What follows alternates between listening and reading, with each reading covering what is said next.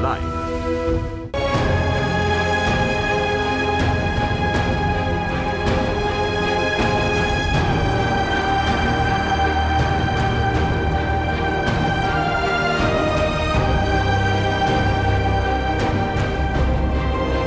ගමට සතුට ගෙන එන ගම්මැද්ද රට නගන ජනපෞර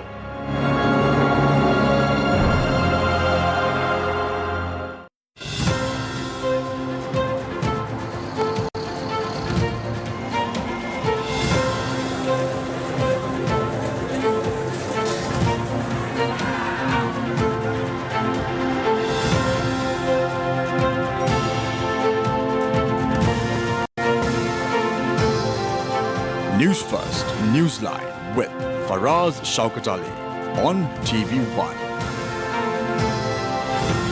Hello, very good evening and a warm welcome to Newsline Live. Our theme this evening, the citizen's role for economic recovery. And who better than to have on the program than Dr. Anila Dias Bandaranaike, who of course is a former, happily retired, Assistant Governor of the Central Bank of Sri Lanka. Very good evening to you, Dr. Anila, and welcome to Newsline. Good evening, and thank you for having me on the program. It's entirely a pleasure. I think it's ours, but we're very grateful that you've come here. The citizen's role in the recovery of the economy, I suppose. But more importantly, really, or as important, is how on earth did Sri Lanka get into a situation where we've had quite literally empty coffers, no dollars. We were only able to print rupees. How did we get there? I think it's been coming for a long time. And the last government, I think, brought what was already a deteriorating situation to a right royal crash through very foolish policies. But I like to put it in one sentence, and I think I'm quoting from my own article I wrote to the papers. It's a question of unsustainable policies, from unrealistic expectations, of a citizenry that has become very entitled. And by that I mean, first of all, I must say that I think certain basic services like education, health, food security, personal security are rights of citizens of any country. But I think because of this handouts being given in various forms, people began to think that that was, part of the whole exercise, and have got used to not recognizing that governments don't have money of their own, that all these services could be provided to them without thinking about where the funds were coming from. So when you say entitled, does that mean that people got used to having this subsidized almost everything? Subsidized fuel, subsidized gas, subsidized transport, everything was subsidized. Exactly. And not only and again, we have to always protect the poor in our country, the really destitute. Yeah. But above that, the middle class, the wealthy, you look at business. Why would one want to give subsidized fertilizer to large corporates? Why would one want to subsidize the transplanting and the replanting on the plantations? Now, all those were subsidized. Why would one want to give low-interest loans when things are bad? I'm not a business person, and I'm laughed at by my business colleagues, my friends who are business people. Yeah. For me, a business is about risk versus return. So sometimes the risk is taken and the return doesn't come, and then you accommodate that somehow. But in Sri Lanka, the habit is for companies, the businesses, to go to the government with a begging bowl, asking for low interest loans or interest free loans or something like that. So that's what I mean by entitled. Government must serve true? Isn't it also true, Dr. Anila, that... Just call me Anila, please. Thank you, Anila. Yeah. Isn't it true that it is that special breed of people in our country, or sometimes known as politicians, that it is they who have made our country, or most of the people in Sri Lanka, to be categorized as that entitled feeling, because they set the prices. We didn't say sell us. We didn't. For most people, probably didn't know how much the real cost of a litre of petrol was, but they did, and it was all at the end of the day for their political well-being. It's a two-way street because we put them in power. Why do we elect people who don't have good records, who don't have good reputations? Because the votes are given by the entitled citizen to somebody who will give their child a school, give their wife a transfer, give their husband a job. So it's not about what you know, it's about who you know in this country. Give a contract. So it's two ways. The politicians accommodate that to get the votes, and then they are beholden to the whoever helped them to get in, and then they owe favors, and the people expect it. I mean, I used to put all the blame on politicians, but I think it's a two-way street. But now the real crisis point came when we found that we really had no dollars. No dollars and no rupees either. We were just printing. Print, yes. Yeah. Luckily, they must have had enough. They must have had enough of stocks of ink. Otherwise, they wouldn't have been able to print it because they didn't have enough money to bring. Anyway, so I want to ask you. It is a dollar crisis, and so Sri Lanka didn't have any dollars from the 12th of April last year.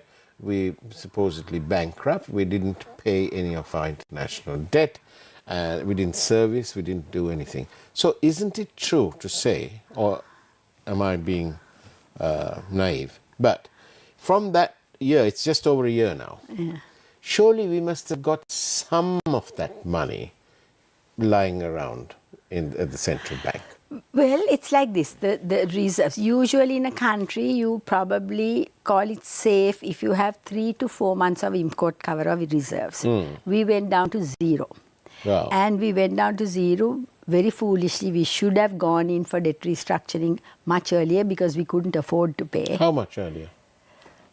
It's been Pre-COVID? Good economists have been talking about debt restructuring. No, post-COVID. Good economists have been talking about debt restructuring, and I'm not an economist by training, for at least 2 years. And if you look at countries that did go in for debt restructuring, they did it much earlier because then the pain is much less.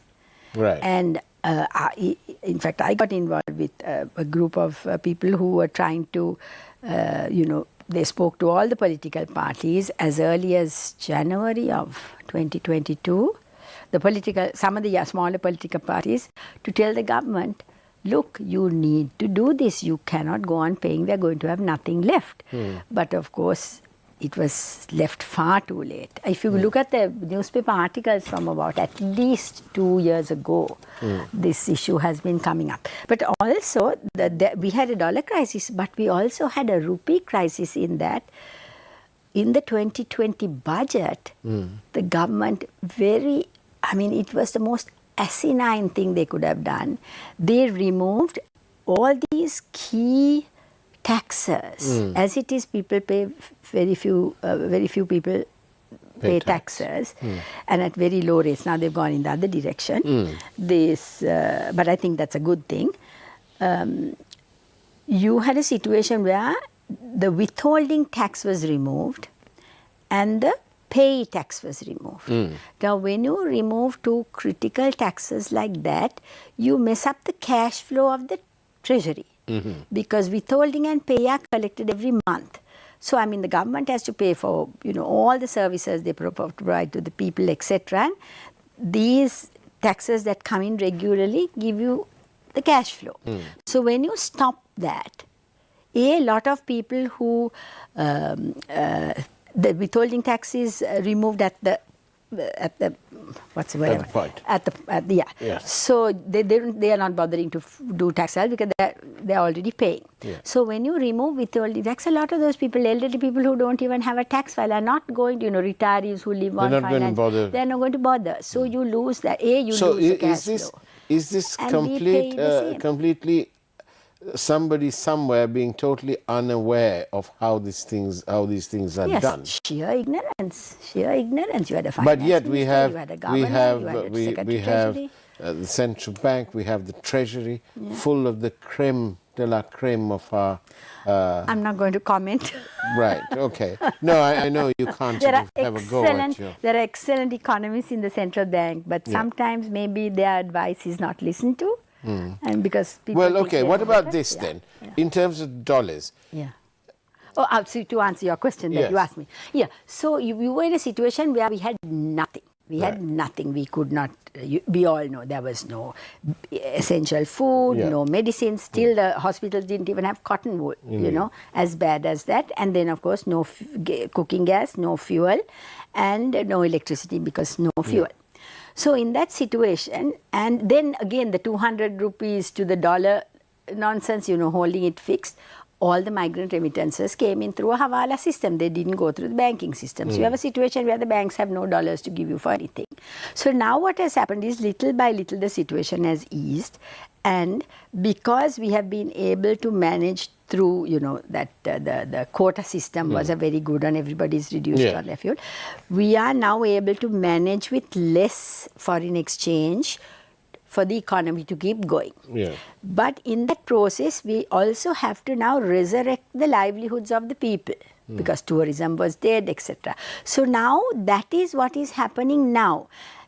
But we are not yet in a position to start paying our debts because we, for the first time in the history of Sri Lanka, we went in for a debt moratorium and we are now going through a whole debt restructuring process.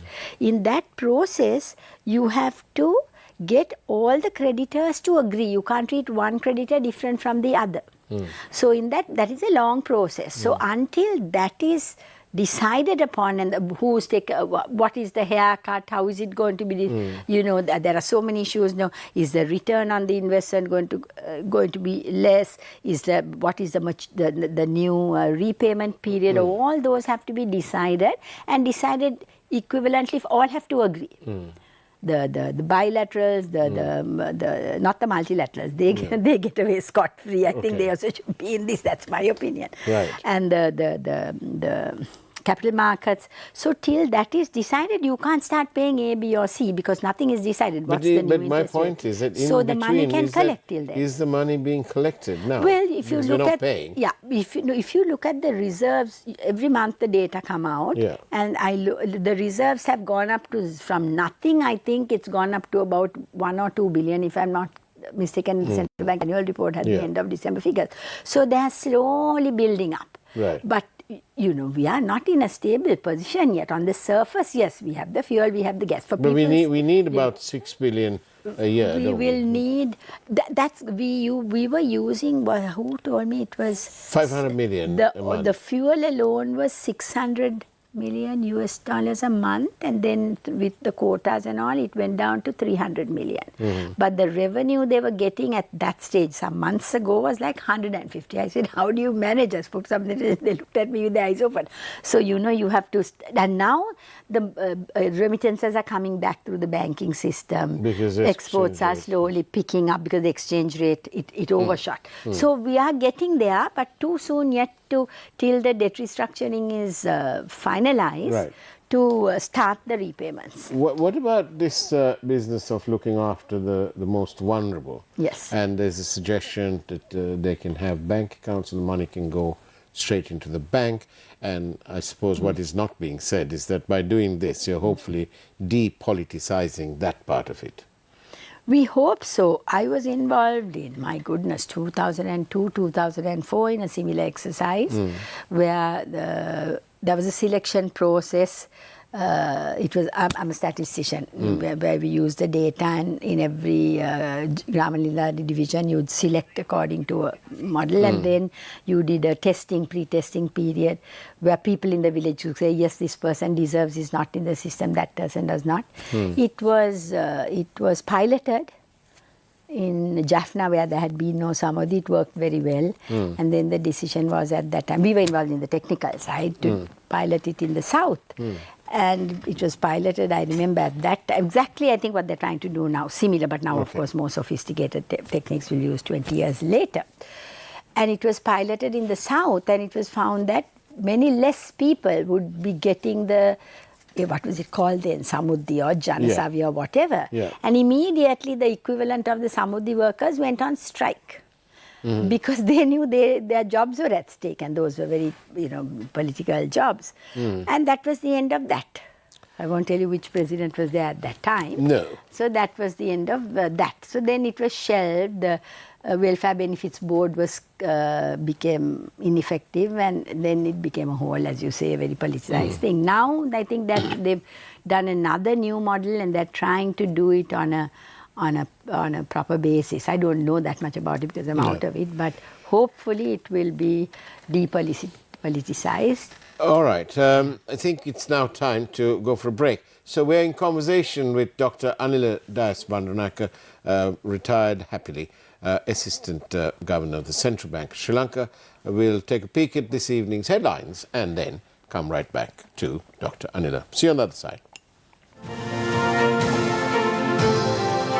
News First, Newsline with Faraz Shaukat Ali on TV1.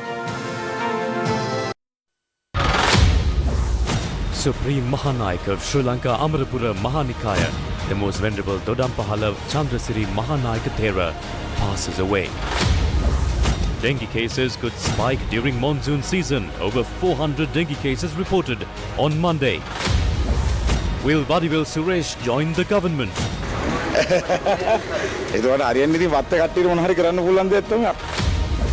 Catholic Church condemns statements by Jerome Fernando. Activists file complaint with CID.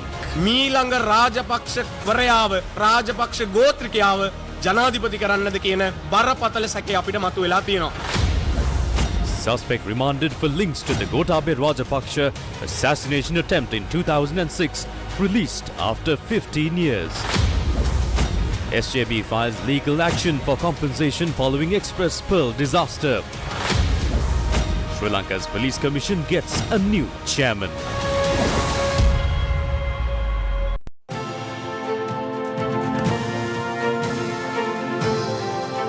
News First, Newsline with Faraz Shaukat Ali on TV1. And welcome back to Newsline Live. I'm in conversation with Dr. Anila Dias Bandaranaike, retired happily, former Assistant Governor of the Central Bank of Sri Lanka. So, Anila, tell me, with all these sort of IMF thing agreed, negotiations hopefully going on now for debt restructuring and so on, does that mean that Sri Lanka can now break the proverbial bottle? And are we out of it now? Out of the woods? Yeah. I don't. Temporarily, we are out of a very, very serious crisis. Right. And we are, I think, on the right path. I mean, the poor IMF has been made such a boogeyman. Either people love them or they hate them. I mean, the IMF is only a means of getting us a little credibility with in the international scene. So all that is going in the right direction. But see, the way I look at it, there are so many serious reforms in so many sectors that we need to take hard decisions. And unless we do those now, when people have realized what a mess we got ourselves into, I don't think we will come completely out of the woods. And this government, or any government of the day currently, what of these key economic indicators, which area should they be focusing on in terms of securing dollar revenue? Definitely, you have to raise your export revenue. And when I say that, I don't just mean manufactured goods, I mean also services. So certainly we have to raise we have to go in for much higher value addition in tourism and in the manufacturing sector.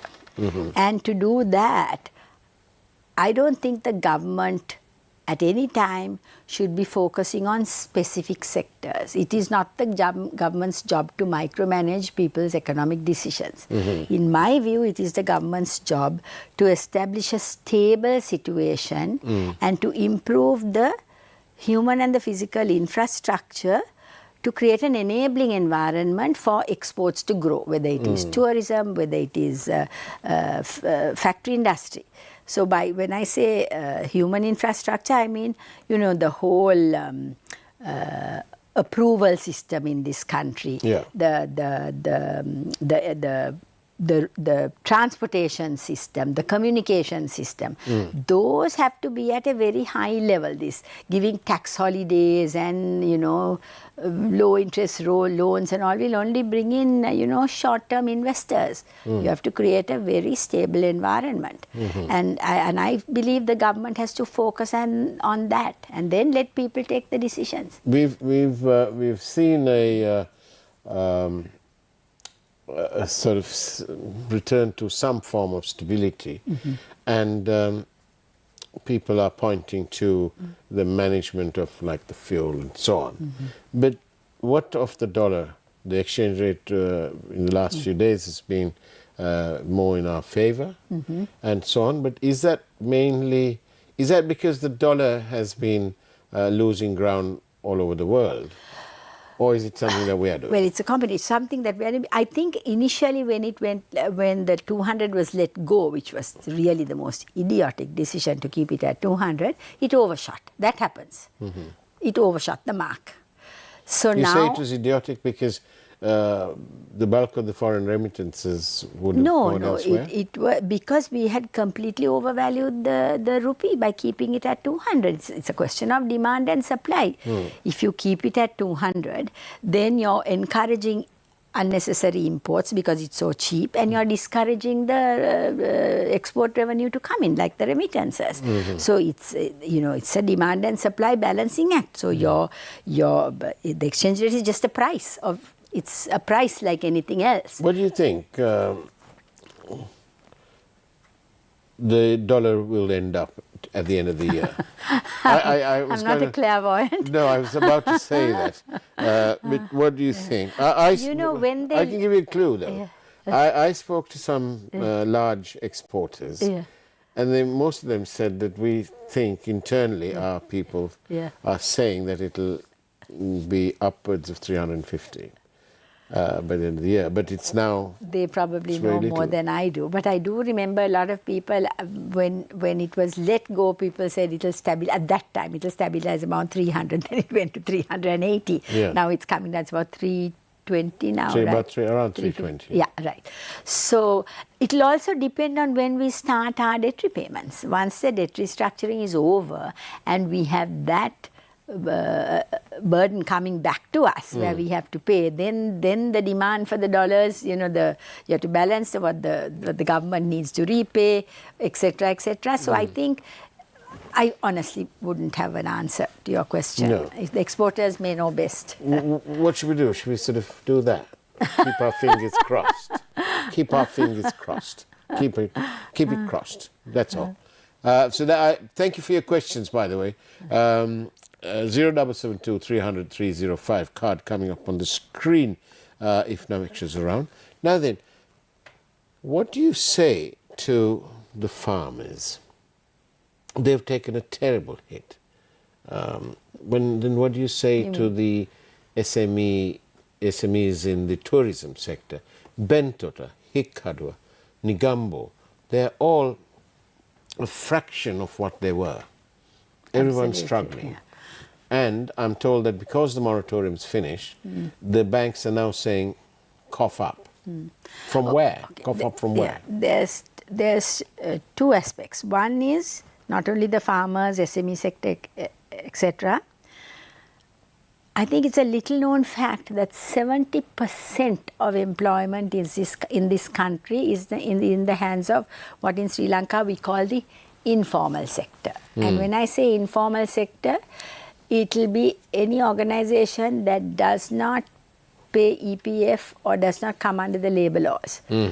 And that 70% contributes a large share of the economic output. So all those sectors have been affected. The fishermen because there was no fuel, tourism sector because there was no cooking gas and no electricity and no transport, farmers there was no fertilizer. So that is a serious problem. And one of the issues we see in this country is that their voice is not heard enough in decision making. It is the large corporates that have the ear of the ministers and the bureaucrats, and the large corporates I don't think contribute, they definitely contribute less than 50% of the economy, but it's their voice that's heard. So I think the one thing that needs to be done is recognition of how our economy is structured, and in that sense the agricultural sector is actually it's one of the most inefficient. The labor productivity is much lower than in industry and services. And we have, I'll just give you some facts. It's the lowest labor productivity. It only contributes 8% to economic output and 14% of exports, 2022 data. I prepared a slide on this for some presentation I was doing. And 26% of employment. Right, and I think there are much more efficient ways in which some of the farming can be done. Right, I'm not an expert in this area, but we now have 60 to 70 institutions, government, state institutions supporting the agriculture sector. There are about 10 to 20,000 in the field supposedly helping every ground. So this is one of the sectors that the government really needs to reorganize, rationalize and see where there's so much knowledge in the Department of Agriculture, all the researchers, but it never trickles down to the farmer. So the government has to rationalize the entire agriculture sector. What do you have a comment on basically without mentioning specific instances, but where state banks write off monies lent to known companies, known individuals, and so on.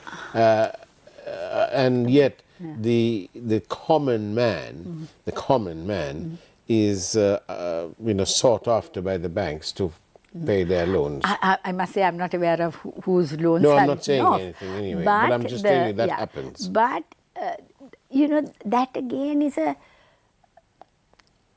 in times gone by, not recently. Is this another entitlement?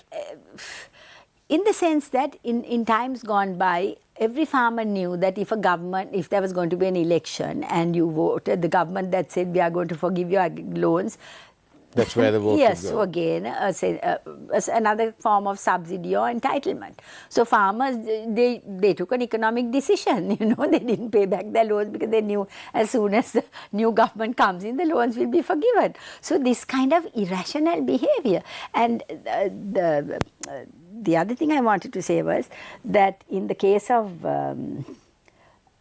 this agriculture sector, you have to one day, there's so many ministries, right? The left ministry doesn't know what the right ministry hand is doing. So, one day the trade ministry will support the consumer. The next day the agriculture ministry is supporting the producer. So there are inconsistencies in the policy decisions taken. So as a result, you cannot grow an economy when there's policy inconsistency. This is one example. So in that kind of situation, and the way our politics works with all these coalitions, you have to keep these MPs happy. So you create ministries not because you need the ministry, but because you have to give somebody a favor or whatever you call it when you make them a minister. So you have all these ministers running around not knowing what they are doing, confusing each other, confusing the issues. How can you have a country moving when the policies are so inconsistent?